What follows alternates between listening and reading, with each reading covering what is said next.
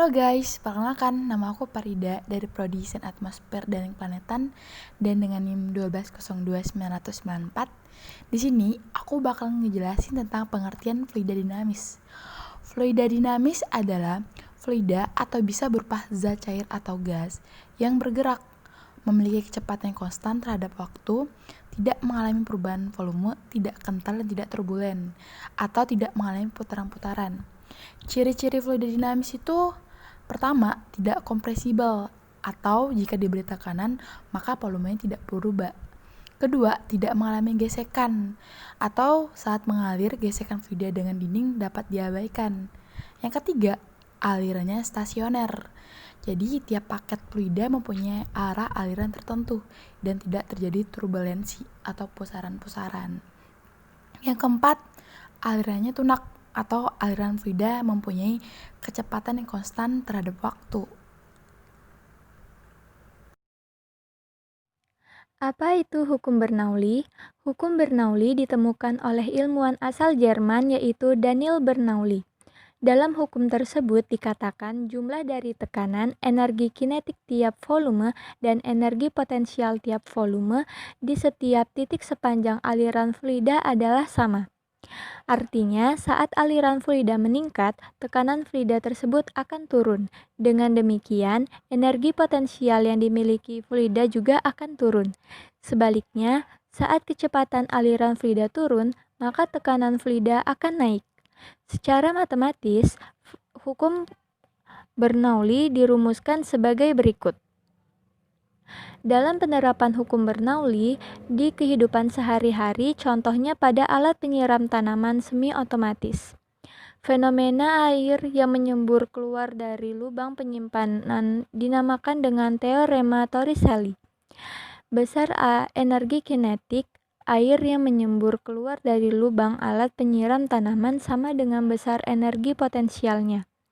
Dengan begitu, kecepatan air pada lubang penyemburan sama dengan air yang jatuh bebas dari batas ketinggian air. Sehingga semakin besar perbedaan ketinggian lubang dengan batas ketinggian air, maka akan semakin cepat semburan airnya. Dan dapat diformulasikan bahwa kecepatan air pada lubang alat penyiram tanaman air yaitu sebagai berikut.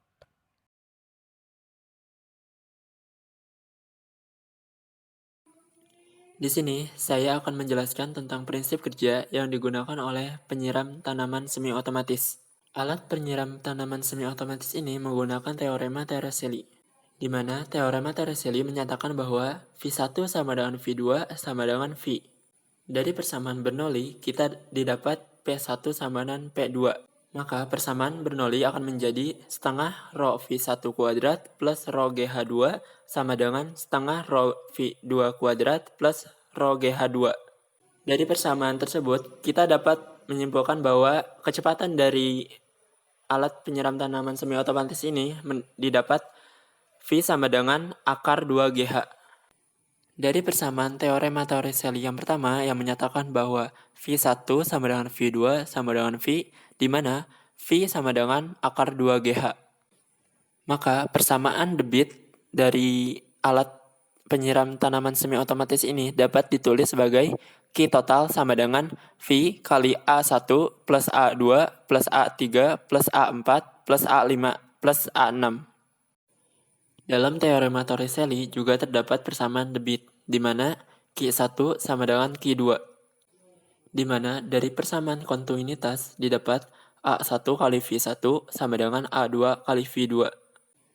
Maka dari itu, saat air turun melalui selang besar dan saat air keluar melalui selang yang lebih kecil, persamaan debitnya menjadi Q total sama dengan Q1 plus Q2 plus Q3 plus Q4 plus Q5 plus Q6.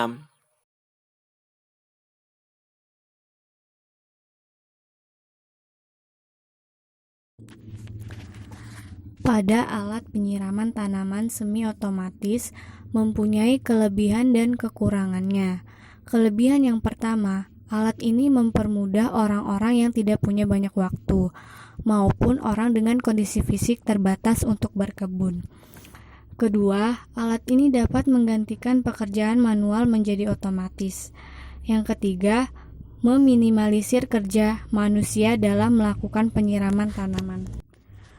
Kekurangan pada alat ini, yang pertama, bisa terjadi kebocoran pada alat. Yang kedua, dapat mengeluarkan air terlalu berlebihan.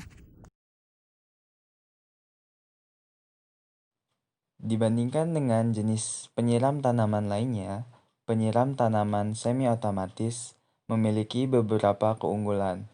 Contohnya, penyiram tanaman otomatis jauh lebih praktis dibandingkan dengan penyiram tanaman manual yang membutuhkan tenaga lebih.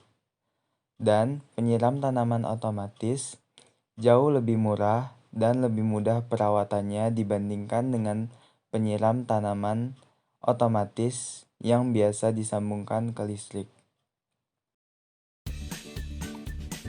Kesimpulan yang dapat diambil dari RBL kali ini adalah banyaknya manfaat yang dapat diambil dari hukum Bernoulli. Salah satunya adalah penerapan hukum Bernoulli pada penyiram tanaman semi-otomatis. Masih banyak lagi penerapan yang dapat dilakukan menggunakan hukum Bernoulli. Maka dari itu, sebelum melakukan penerapan, ada baiknya untuk melakukan pendalaman materi tentang hukum Bernoulli terlebih dahulu.